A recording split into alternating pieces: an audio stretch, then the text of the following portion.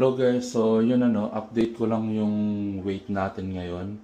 So nagtimbang ulit ako kanina, tapos ito pakita ko sa inyo yung weight, tapos yung pinagkaiba ng kung bakit naging ganun yung weight ko.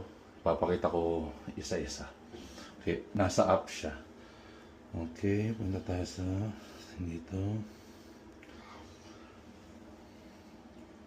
So, ang weight ko ngayon is 247.7 pounds. At ang body fat percentage ko is 35. So, mataas pa rin. So, punta tayo isa-isa natin yung pinagkaiba nung kahapon. Kahapon kasi nagtimbang din ako. Kahapon is 249.7. Yan, makikita nyo 249.7. Tapos ngayon is 247.7 na lang ang weight ko. Ang aking body fat is